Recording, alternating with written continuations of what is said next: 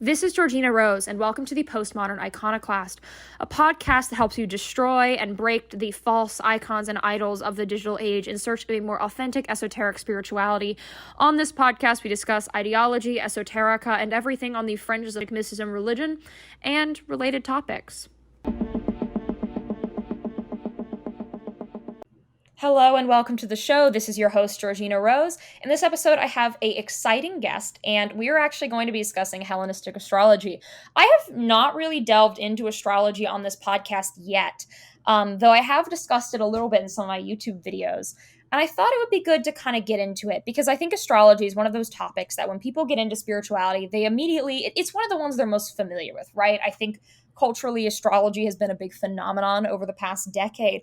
But the thing is, astrology goes a lot deeper than what people are normally exposed to, right? What we know of in pop culture as astrology is only sort of the beginning of it. And in this episode, we're going to explore a very sort of specific school of thought and type of astrology because there are multiple astrology systems out there, and that would be Hellenistic astrology. My guest has spoken about this extensively and has made multiple videos on it that are worth checking out. Can you introduce yourself? Yeah, hi, I'm Cat Weiss. You'll see me on social media as either Philosophicat or Astrologicat, depending on what I'm talking about. I'm a professional Hellenistic astrologer, musician, and YouTube content creator. Lovely. So I always like to start with the most basic question ever because it sort of roots us as a foundation, and that's just the defining terms. Um, can you sort of define and give like the first sort of summary of what Hellenistic astrology is? Okay, well, there are sort of three main branches of astrology that people are going to be familiar with. So there's modern astrology, which is what you find most commonly in the Western world, Vedic astrology, and Hellenistic astrology, which is really gaining in popularity lately. So people may have started to come across this term like Hellenistic astrology, or sometimes just called ancient astrology, but referencing still the Western tradition. And so I practice Hellenistic astrology, just that's what I was trained in. That's what I prefer, what I feel works best for my practice. But I can kind of give like an overview of the differences if you like. Yeah, I think that would be really valuable. Yeah, because I think a lot of people are like, well, what's the difference between them and how do I choose one over the other? Like, what are the relative merits? And so there are some significant differences between them. So let's start with like Hellenistic versus Vedic astrology, because these are both ancient traditions.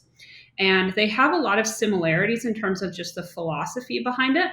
Hellenistic astrology has borrowed a lot of ideas from Vedic astrology, or in some cases, Vedic has been used to reconstruct some lost practices, like like zodiacal releasing is like a very popular timing technique in Hellenistic astrology, and it's sort of been reconstructed based on the dasha system from Vedic astrology. So there is some crossover there, and the biggest difference is that they use completely different zodiacs. And the reason for this has to do with the precession of the equinoxes. So I don't know if you're familiar with that, but every 2,200 years, basically, the sign, the zodiacal sign that is rising on the horizon at the time of the spring equinox changes. So Vedic astrology uses what's called the sidereal zodiac, and it is designed to match the stars in the sky. But Hellenistic astrology uses the tropical zodiac, and this is tied to the seasons. And these zodiacs used to be aligned. They used to be the same, but due to this precession of the equinoxes, they've gotten out of alignment over time. So, you might be an Aries in tropical zodiac or a Pisces in Vedic. It doesn't mean that it's wrong. We'll get into that, but just just so everybody knows, like Aries always will mark the spring equinox in the tropical zodiac, regardless of what the rising sign on the sky says. In Hellenistic astrology, it is always going to be like, okay, when is the spring equinox? That's the beginning of Aries in our zodiacal wheel. So many people kind of use this and say like, well, that must mean sidereal is correct because isn't astrology supposed to match the sky? But Not necessarily. I'll cover that too. But and sometimes they just insist that astrology is invalid because of this, even not realizing that ancient astrologers were in fact aware of precession. They weren't ignorant of it, and that's one thing you'll often hear non-believers of astrology say. It's like, well, the precession, ha ha ha, they got it wrong because now the zodiac doesn't match the sky, and it's like, well, it doesn't need to. And so the reason for that is that constellations come in widely varying sizes. And they just kind of came to denote like general areas of the zodiac initially. And then this is later refined into being 12 30-degree pie slices of the zodiacal circle. And math is really important in ancient sacred science. I'm sure you've probably come across this in your own studies, how often mathematical stuff comes up, right? Oh yeah, the numbers thing, it always seeps in some way. I remember when I first encountered like numbers in metaphysics, I was a little perplexed by it. And then, you look back and what's interesting is like the sciences and the spiritual were not as like disconnected in sort of the ancient worldview, whereas now we see it as such like a hard dichotomy and so separate. Yeah, and math is sort of like this divine language. So, needless to say, there's a lot of math in astrology. It's very important to all sacred sciences. And astrologers were called mathematikoi in Greek, they were mathematicians. So, the zodiac represents the mathematical perfect circle 360 degrees, 12 signs, 30 degrees to a sign. So, this already does not match the sky. Like, we're we're already way past the whole it needs to match the constellation in the sky, and even sidereal astrology doesn't do that. So I personally prefer the tropical zodiac because the mathematical principles that are the foundation of astrology are really important, like more important than whether the stars have just drifted. And just because the heavens have sort of shifted from our perspective down here on planet Earth, that doesn't mean that we start changing the math around or shifting our mathematical pie slices, because that math is just so foundational to how things are measured in astrology.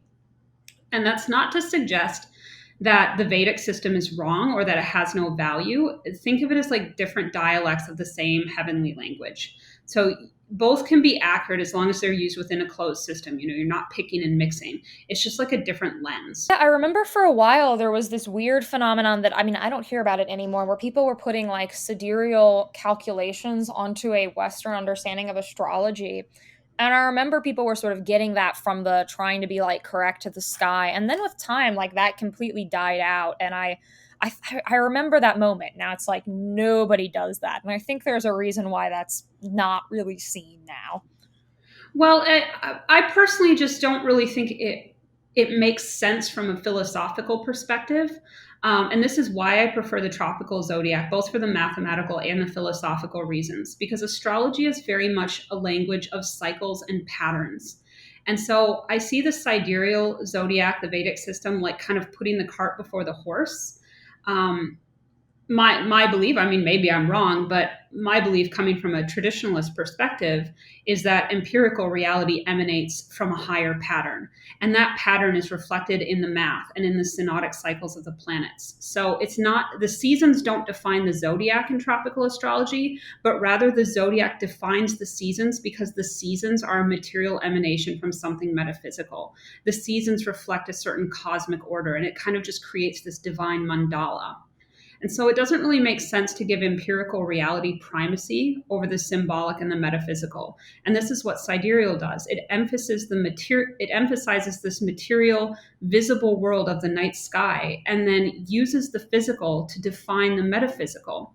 And it's like looking at empirical reality and then trying to extract symbolic meaning from the physical world, rather than looking at the symbolic patterns first and then looking for how that's reflected in materiality. So it's kind of the difference between like a top down versus bottom up approach. And the stars, of course, shift because our world is an imperfect reflection of the eternal metaphysical reality.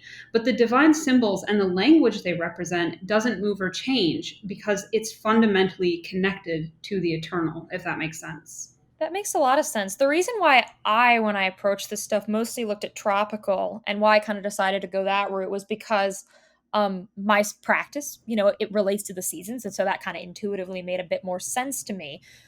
When we talk about Hellenistic astrology, what is it like used for? Because I know there's a number of like applications of astrology. What would you use Hellenistic for? Is it kind of like something that can be versatile and used for many Oh types of yeah. application? Yeah, definitely. It's just as versatile as any other system. So it's not that you can only use it for natal readings. That's what I mean. That's what I use it for. But I also rely on Hellenistic methods for timing techniques as well. So it's not that you can't use it for certain things. It's just as an astrologer, maybe you have your preferences. And my preference just tends to I like to be consistent with the Hellenistic methods, just because like why would I look at somebody's natal chart through a Hellenistic lens and then like use Vedic techniques for timing or something, right? Like it just doesn't really make sense, or use a modern approach for electional astrology or whatever. So because it is this kind of like closed system in which the oracle seems to function best, it's I personally don't like to mix and match. Which kind of then brings us to Hellenistic versus modern astrology, because they both use the tropical zodiac. So now we're getting like another branching off here. And as I said, modern astrology is what people in the Western world tend to be most familiar with when they think of astrology. It's, this is the basis of like the newspaper horoscopes that you used to read and everything like that. I don't know if they still do that. Do people even still read newspapers anymore? I don't even know if that's a thing, but it was when I was young anyway. I'm probably dating myself now. But so basically, like maybe a bit of a history lesson about modern astrology first. So first of all, the ancient texts that teach us what we know now about astrology, which is the foundation of Hellenistic astrology, these ancient texts were only recently translated, like relatively recently. We're talking like the 90s, basically. Project Hindsight was kind of like the big initiator of that. But prior to that, we had these theosophical and spiritualist revivals of astrology, and they were really lacking in authentic source material, because those things just had not yet been translated from the ancient languages. And so modern astrologers were kind of left to try to puzzle out the methodology and the rationale for themselves. In most cases, they often just had no esoteric frame of reference for doing so either. And so what happened as this kind of like became more and more popular like through the 20th century is that modern astrology sort of morphed into this weird kind of hybrid of pseudo Jungian evolutionary psychology and then dressed up with astrological lingo. And it no longer was really functioning as astrology the way the ancients would have conceived of it. Whereas Hellenistic astrology is more life and event focused, modern is more personality and emotions focused. That's a generality, of course, but it's not that there's not any crossover between that, but that's just kind of like, if you want to know like what events are going to happen in your life, you might want to see a Hellenistic astrologer. If you just want like a personality assessment and astrological Myers-Briggs, maybe a modern astrologer is your better bet. But a lot of these modern astrological ideas were just actually made up out of thin air without any attempt to rationalize it at all. So one example that I like to use is Alan Leo, who I don't know if you've heard of him. He's one of the founding fathers of modern astrology. He gave outer planets rulership because he just felt like it should be that way. He had a feeling that Uranus should rule Aquarius. Like literally no other rationale besides that, but everyone adopted it. And now you'll be hard pressed to find somebody who doesn't think that Uranus rules Aquarius instead of Saturn, unless you're talking to a Hellenistic astrologer. So they didn't understand that ancient astrology had this whole nice, neat, and tidy system of planetary rulerships that had this deep metaphysical significance and a balance to it that was really foundational to how the whole system worked. And that's not saying you can't use outer planets if you like them, but they just don't have any place in any rulership scheme. I do personally use outer planets in some of my natal readings. I just don't attribute them rulership of houses, which is really key in Hellenistic astrology when you're dealing with event-based readings, because the rulers of houses will often have a lot to say about how events in the life play out. But another example would be like the 12-letter alphabet. Have you heard of that? Is that something you've come across? I have not. Can you explain it? This is like one of the foundational doctrines of modern astrology. It might be changing now, but it's going to be a slow change. It's essentially, they didn't know the rulership and dignity schemes, but they had to come up with some way to be like, well, how do planets and signs and houses fit together? Like, what's the rationale behind this? And so, to their credit, they tried to come up with something that made sense to them. And the 12-letter alphabet essentially equates signs and houses and planets that have similarities. So, for example, take like Gemini is the natural ruler of the third house, and Mercury is the natural ruler of the third house. And it's like, well, why is that? Well, because the third house has to do with communication, and Mercury has to do with communication, and Gemini has to do with communication. So they must all be linked in this way. But you kind of get into this sort of circular reasoning, and this is not how the ancients did their rationale. For them, the meanings of the houses had to do with alterations between what's called primary and secondary motion, and whether or not a particular house was moving towards or falling away from a particular angle. But the modern astrologers had no way to know this at the time. So they did the best they could without having any of that information. But now we do know that. So I think it's a little bit like, my personal opinion is that it's a little bit silly to continue using a system that we have now proven to be incorrect.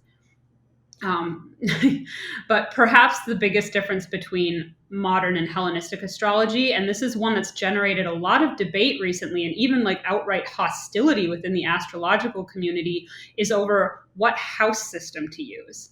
Oh, I was going to ask you about that because that is a conversation I've seen. And I mostly do planetary timing stuff. I do astrology myself, but I have a number of, friends and people in my life who do astrology, and they've taken a gander at my chart here and there.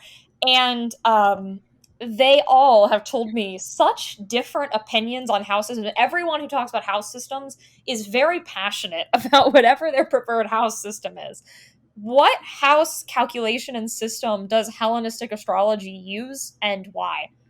Okay, so for whatever reason, modern astrologers tend to prefer quadrant based house systems. Placidus tends to be the default in most astrological softwares for this reason.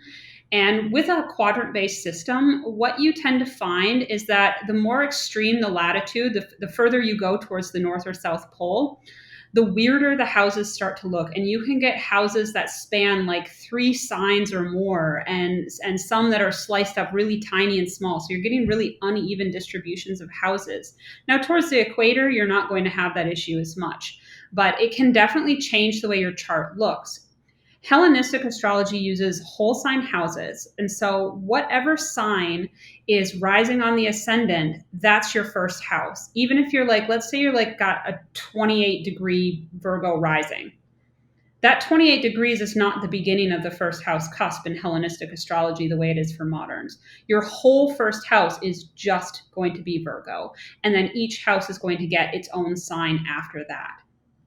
And it's not that quadrant base is wrong, but it doesn't really seem to have been used a lot in natal practice within the Hellenistic system. If anybody's interested in this, the astrology podcast, Chris Brennan did like some epic, like, I don't know, it was like maybe like 6-hour long takedown of Deborah Holding's claims about the whole sign house system in ancient times, because she's a big quadrant-based system person.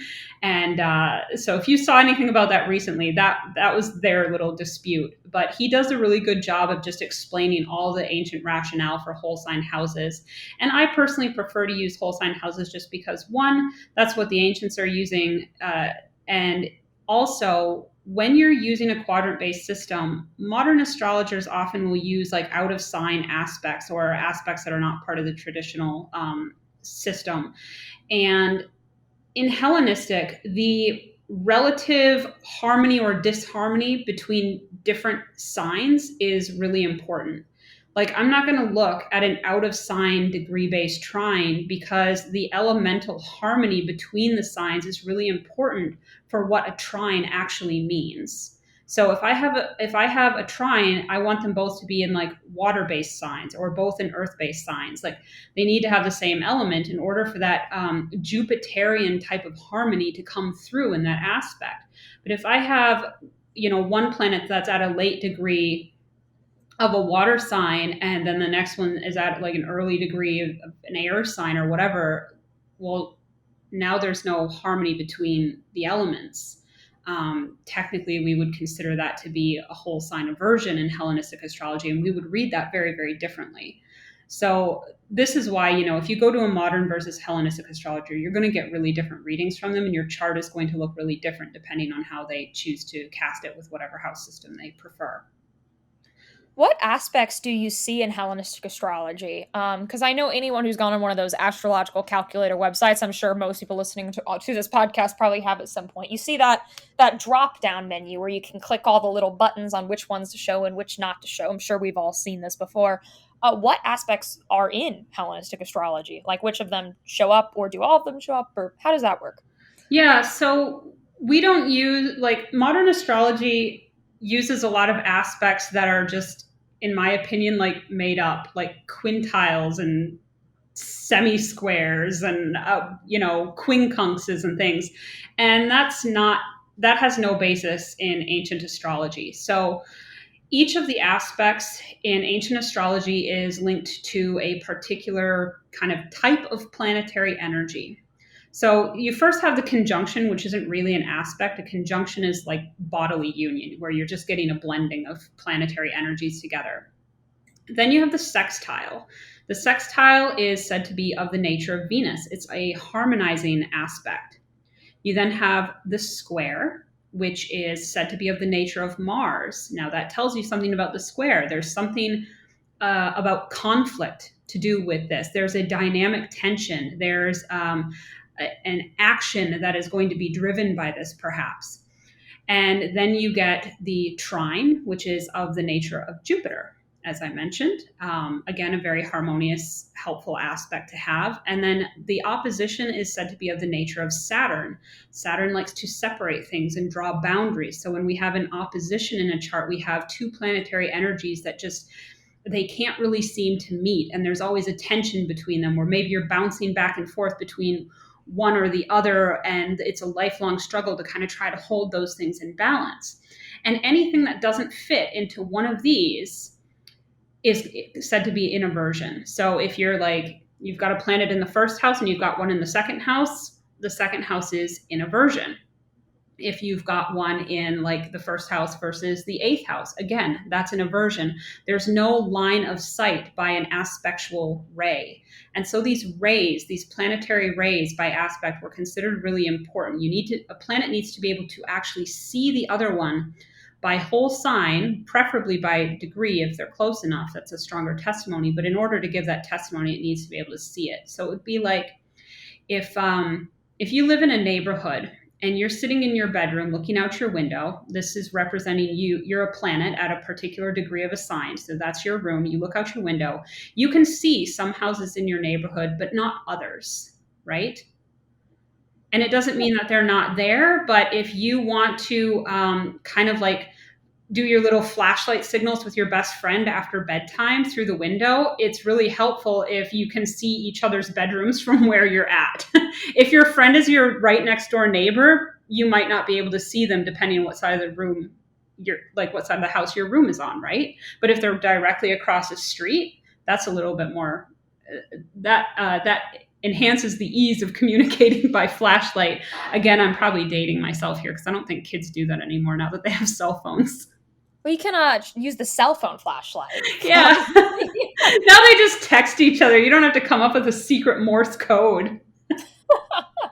How important, like, what role do degrees play in the system? Because I know online there's always conversation about, there's a lot of just kind of, you've seen those videos probably that are kind of like, the really dramatic astrologer videos where they're like, this person has, I don't remember what degree they are, but this degree will mean they'll become evil. I'm sure you've seen the videos.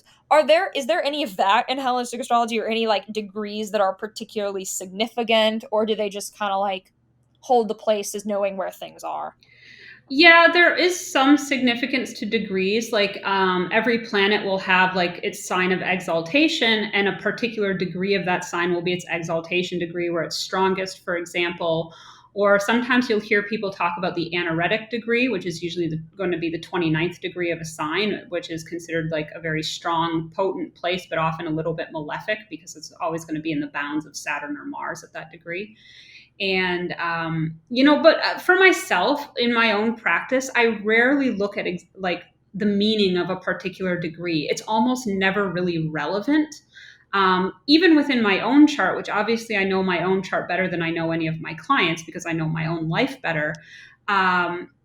I haven't noticed in particular any degrees in my chart that really scream to me, except for Mars, which is at a 29th degree. And that causes me problems on Twitter. What can I say? I think that Twitter is like the ultimate martial platform. I think I don't quote me on this, but I remember I like tried to find the astrological chart for Twitter, and I'm pretty sure Twitter is an Aries. Like I could be Interesting. wrong about this, but I I've never think looked that up, but that's kind of cool. I remember it was something. I don't know if it was Aries for sure, but it was something where I was like, yeah, that makes sense. Um, but in terms of like the dignities, the like exalted, detriment, can you explain that for those who might not be familiar with it? Because you mentioned it briefly, and I think it's an interesting concept that people might, want to know about. Yeah, so in Hellenistic astrology, the dignity scheme is really important. We want to know what is the condition of a particular planet. And the condition of that planet is going to tell you a lot about how that planet expresses. Are you going to get a more positive and helpful expression of this planet, or is it going to come with more challenges? So let's say that you've got a moon in its exile in Capricorn. That's not a really nice place for the moon to be. The moon is going to struggle to enact her significations there. Well, what is it that the moon likes to deal with? Broadly speaking, the moon is going to be representative of the overall environment of the life, but it also talks about things like your mother or your emotions, your subtle body, your ability to understand your own feelings and needs and to meet them appropriately. And so a moon in Capricorn is going to struggle to do that. You'll often find Capricorn moons are, they're often considered like kind of stoic emotionally. They repress a lot of things or they don't easily express their emotions because the moon is in a sign that's very difficult for it. Compare that to the moon in its exaltation in Taurus. This is a really happy moon, and exaltation tends to bring out the best qualities of a planet and suppress the bad ones. And so you get a moon that is, I shouldn't say brings out the best qualities in this context necessarily, because the best qualities can still also go to an extreme. Like a really happy moon can be kind of self-indulgent when it comes to like the sense pleasures of Taurus. The moon loves to sit on the big comfy Taurus couch and eat the delicious food and just revel in the Venusian luxury of this sign. It's such a comfy place for the moon because it's like an exalted guest at a party. When a planet is in its exaltation, it's not in its home sign, but it's like you're the honored guest at a banquet that's being thrown for you, and everybody's like catering to your needs, and you get to wear the little birthday crown or whatever, right? Whereas if you take a planet in its home sign and its domicile, so the moon in Cancer, that's a planet that's comfy at home. You still have all the jobs you need to do as a homeowner. You still have to do your own chores and cook your own dinner, but you get to cook what you want for dinner, and you can walk around without pants on if you want. So that's kind of like the distinction. And then, of course, fall would be the opposite of exaltation. And you're going to get the opposite there, where a planet is like a really unwelcome guest. So moon in Scorpio struggles more than moon in Capricorn, for example. Moon in its fall is going to, that is when you can get a lot of the very negative self-indulgent aspects of the moon, where it's like the moon loves to feel, and Scorpio is really going to play into that. Be like, oh, you like to feel? So do I. How would you like to feel some really negative and dark stuff today? And so it can result in like both the exile, the detriment in Capricorn, and the fall in Scorpio can result in a certain like melancholy or depression or tendency towards unhappiness in some way.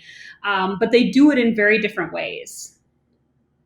That makes a lot of sense. What do you think some like misconceptions that people would have about Hellenistic astrology going into it for those who are new? Misconceptions.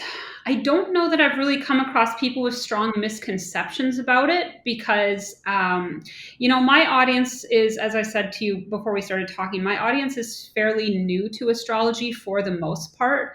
And so when I've had people come to me with misconceptions. It's more about astrology in general rather than about Hellenistic astrology. That makes a lot of sense.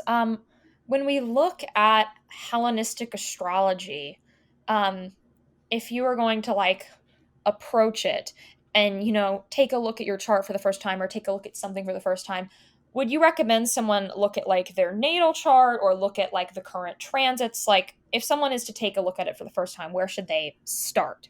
I always recommend starting with your own natal chart. Transits are actually more advanced astrology, and you will not be able to do transits effectively if you're not really proficient with your natal chart.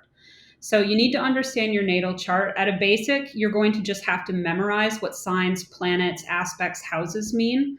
You're going to have to memorize their essential dignities. So there's a bit of a learning curve with astrology that I think kind of puts people off because it seems like so much to learn. But once you've learned the basics, it becomes a lot simpler. Because with Hellenistic astrology, one of the reasons that I like it is that it has very clear rules about delineation. Modern astrology can tend towards a sort of like intuitive mysticism of like, I feel that this might be the case for you or whatever, but it's like, I'm a bit of a scientist in this regard. I want to see something that works and is replicable. If your method of reading charts is not something I can replicate and get a similar result, then it's not really worth much to me. With Hellenistic astrology, because there are these very clear rules, if you learn the methodology, you should be able to delineate a chart. And if you show that chart to like 10 different astrologers, you should get 10 answers that are all hitting approximately close to the same thing. You'll get differences in interpretation because there's that human subjective element that's coming into it. And everybody's eye is going to focus on something maybe a little bit different in the chart and prioritize it a little bit differently. But if you were to ask a question to these same 10 astrologers, be like, what do you think this person's relationships are like? They should all be able to say roughly whether that's going to be a positive or negative experience for that person and be able to say how that might impact on the rest of their life, for example. Oh God, I remember for a while there was this trend of people doing quote unquote intuitive astrology, which I thought was code. I went on a rant about this for just making things up and not knowing what you're talking about. So I really appreciate that. I think that if someone wants to do a divination of sorts or something like that that's more intuitive, I really think they should just go with a system like tarot. I've said this a few times. I think astrology, it's not that type of system. You know what I mean? Astrology is much more methodological, and I think it works better when you're thinking about it on that more quote unquote mathematical level. I think that's just how it works. Yeah, and I think if your system is solid, you should be able to teach your method to someone else. They should be able to repeat your experiment and get the same result. And modern astrology just seems to really struggle with this. There's a lot of kind of new agey stuff that's been grafted onto it, and there's a sort of like there's just no accountability there when you're just saying, "Oh, I had a psychic feeling." It's like, well, how can anybody check your work? And I've had clients come to me who have gone to see these so called psychic astrologers who have told them the most horrible, unethical things that really actually don't bear out in their chart. People saying, oh, this astrologer told me this horrible thing was going to happen to me. And I'll be like, yeah, I've looked through your chart and I've run through all your transits and secondary progressions and I've done all these timing techniques. And I'm really just not seeing where this is going to happen anytime in the near future here. And I just think that's really unprofessional and unethical. But it's also like, if you're going to, and I'm not saying that people can't be psychic or something, I don't know, but I don't believe that that's an inherent part of astrology. Now, if you do have that talent, then maybe you can bring that to bear on your astrology, but your reading should still fundamentally follow the rules of astrology, should it not? Yeah, I think that that type of stuff, I think it's a legitimate practice, but it's a different thing. Like I really think that it's a different way of looking at things, and it's an entirely different skill set, and people who go for like a psychic reading or an intuitive reading are typically looking for something different than what someone would go to an astrology reading for in the first place. That I think they should be kind of put in different categories entirely, where they're just kind of different things, right? Different strokes for different folks, right? I think another thing I was wanting to ask you about is When you look at Hellenistic astrology, are there any parts of astrology that are sort of emphasized the most, right? Versus when I think of that, I mean like natal, transits, degrees, like what is kind of the biggest emphasis, if that makes sense, or the most important factors, so to speak? It really depends on what you want out of a reading. Some people will come into a reading and they just kind of want to get to know their birth chart a little bit. Like, what does this say about me? What does this say about my life? Like, what's the overarching narrative of my life? And that's one type of reading. Other people will come in with really specific concerns. And then maybe we bring in some timing techniques. So if you're having a hard time with something in life, isn't it kind of nice to know when that might end?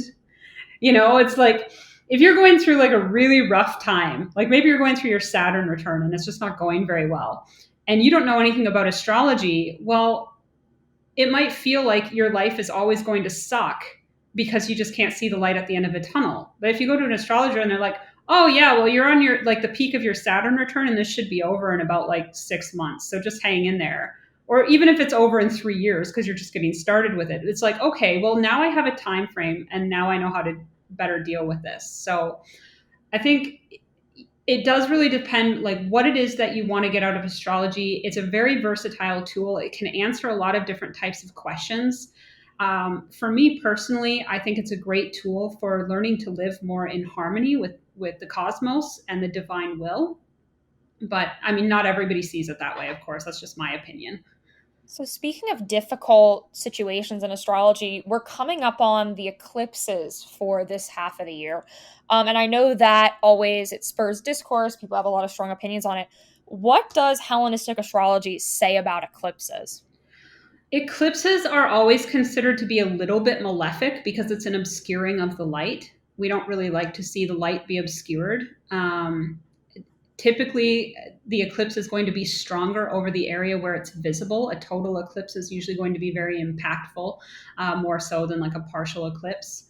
So how full that eclipse is depends on how close it is to the node of the moon when it happens. So the further away it is from the node, the more partially eclipsed. But when it's right on the node, that's going to be a full eclipse. It's definitely going to be a lot more potent and powerful. And we do have some really interesting eclipses coming up this year because the nodes are changing signs from Taurus and Scorpio into Aries and Libra. And so we have a couple of out of sign eclipses, and it's resulted in the first two eclipses of this year being ruled by Mars in its fall in Cancer, and then the second two eclipses this year in October being ruled by Venus in its fall in Virgo. So that should be interesting. I have to say, I don't really like the look of any of the eclipses this year. But in terms of like interpretive stuff, the buzzwords that you'll always hear are great beginnings and great endings. And so it's often the case that in order for something better or different to come into your life, something else has to go. And where the eclipses fall in your chart will often indicate what kind of themes you could expect to see that in your life.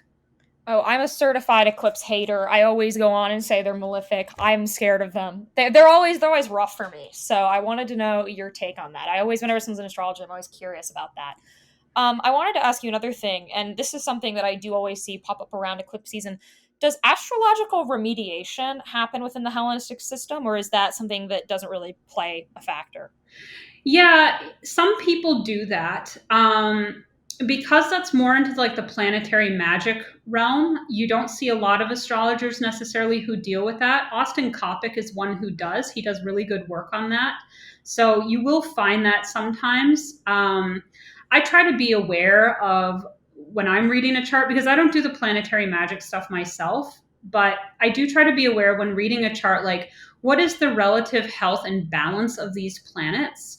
And is there one that's causing a particular problem that may need a little bit of a remediation? And what are some remediative strategies for this person that don't necessarily involve like planetary magic or charity or anything like that necessarily, but is just something that maybe is just a little bit of a lifestyle change, something that's very easy to do without having to know a lot about it.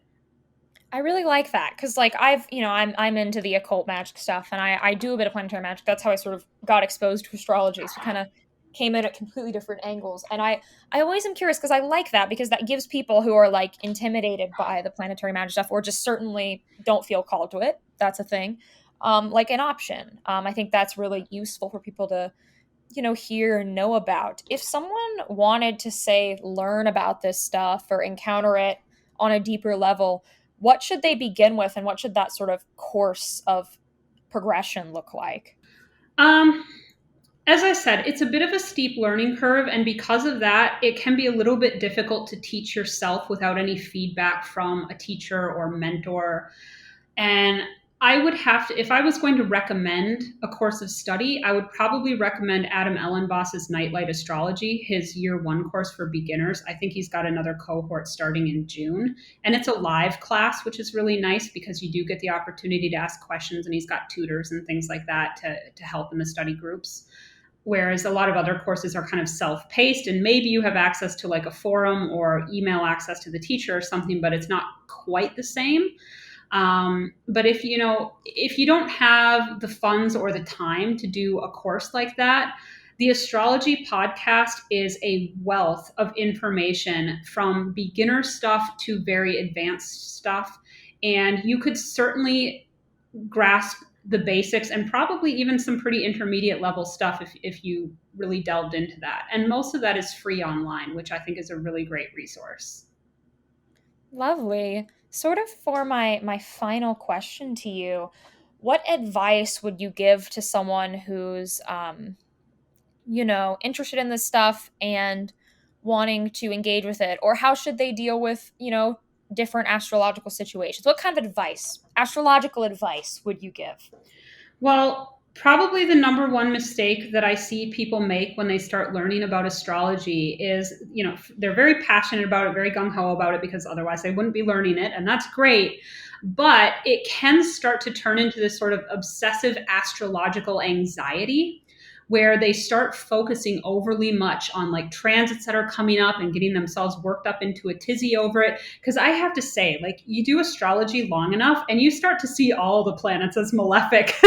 Venus and Jupiter are not necessarily benefic planets. Whenever a planet moves in the sky, it is going to mess up something in your life. And you just get to a point where you're like, please just stop moving and leave me alone. And so these people will often start, obsessively tracking transits and focusing overly much on like, oh no, what is going to happen? This is going to be so bad. I'm so afraid of this. And many times it's like not a big deal. But because they're beginners, they don't necessarily know how to interpret that correctly or how much weight to give it. And I have to say, for myself, I pretty much never track my transits. I let life happen as it will. I try to be equanimous with what's going on. And of course, I'm aware of the transits because I'm doing this transit work for other people all the time. So it's not like I don't know the dates of these things coming up or how it might impact me. But I try not to like focus on it and be like, oh no, I'm so scared of this happening. The best way to approach that is if you know that something is coming up, like forewarned is forearmed. You may not be able to avert disaster necessarily, but you could certainly mitigate it or have a better attitude going into it. And sometimes just the awareness of it can cause you to change your behavior. So one thing that the planets were called in Vedic astrology is grahas, which means grabbers. And it's the idea that people are grabbed by the planets. We're just pulled along by fate, right? Things happen to us, which isn't to say that the planets cause anything. I don't believe that. I believe they're more like omens. But if you're unconscious, if you're not living a conscious life, you will just fall into these patterns which are reflected in the sky, and you will do so unconsciously. So, for example, like let's take the lunar eclipse that's coming up on May 5th in Scorpio. The moon is in its fall. It's going to be opposing Uranus while the sun conjoins Uranus, and it's in the middle of a Mercury retrograde. Pretty nasty looking eclipse, again, ruled by Mars in its fall in Cancer. So, that might be a thing where you're like, oh, gee, this is going to cause me like some major problems in my life, depending where it falls in your chart or what planets might be impacted. Not everybody's going to be impacted the same way, but you might be like, oh no, this is going to just like blow up around like my home and family issues with Mars in Cancer. Maybe some of those themes coming in. Oh, what could possibly happen? And this is such a terrible looking eclipse. And it's like, well, maybe you do have something that's going to come up for you in that regard. But if you're like, for example, aware of the emotional fault lines in your home relationships ahead of this, then when something's brewing, and maybe you decide to take a step back rather than escalating the situation. The situation may still happen, but now you have some free will as to how you deal with it. And that's the most appropriate way to deal with this kind of stuff. That's the advice that I would give somebody who's new, especially if you are starting to struggle with astrological anxiety, or just to avoid even getting into that pattern in the first place. Is just to accept that, okay, this is going to happen, and I don't know exactly how it's going to play out, but here are some of the themes that I could expect to see, and this is what I'm going to be keeping an eye out for, and I'm going to be extra mindful on these particular dates so that I don't rock the boat unnecessarily. Oh, yes. I think sometimes when people see something scary coming up, they essentially, it creates a self-fulfilling prophecy, right? Like they almost do like this like weird negative manifestation where they will into existence something out of that deep-seated anxiety and fear. Not that we can always really help that, right? But I think sometimes it can create a bigger problem than things actually need to be. I try to repeat the statement, it is what it is. That's my personal mantra when I'm worried about things like this, right? It'll Yeah. pass, the transits will change, and so on. I think that's really all I wanted to discuss with you. Where can people find you? Where do you exist on the internet? And where can people learn more about you? So my astrology website is astrologicat.com. That's where people can make bookings. I don't have like a ton of other content up there at the moment besides that. But I do have an Astrologicat Telegram channel, which has a lot of content that's geared for beginners. If you want to just like scroll back through and learn it, I've kind of put it out kind of chronologically, basically all of the basics that you just really need to know in order to start learning how to look at your chart. So I go into, what do the planets mean? What do the houses mean? What do the signs and the aspects mean? And there's also some more advanced stuff in there too, but you can read all of those in a pretty sequential order that build on each other. And that's of course, freely available. And we have a chat group as well if you want to post your chart and ask questions. I have an Astrologicat Twitter, and I have a Philosophicat Twitter. I also have a Philosophicat YouTube channel where you can see my content. Thank you so much for coming on. Um, this has been your host, Georgina Rose. You can find me on every platform under the sun. There's really none that I'm not on. And you can support this show via Patreon. You get access to all the episodes early. The pre-show, which is my solo show that I give every episode. It's short. It's like 10 minutes long, but it's a little extra fun. And every equinox and cross quarter, I give a bonus episode of the show exclusively for patrons where I give a solo episode for about 45 minutes. So you can hear me ramble if you enjoy the solo episodes that I sometimes release. And if you are a high enough patron and you really keep the show running, I will read your name off at the end of every single episode, which is obviously the most exciting thing. Thank you so much to Tom Bombaldi, Ruben, C. Trevino, Jr., Shiraz, Lee Smalter. Thank you all for your continued contributions and keeping this show around. I accidentally read out the thanks wrong last week, so apologies for that. And this has been the show. Have a lovely day, night, afternoon, mid morning, mid evening, whatever time, wherever it is, wherever you are. All right.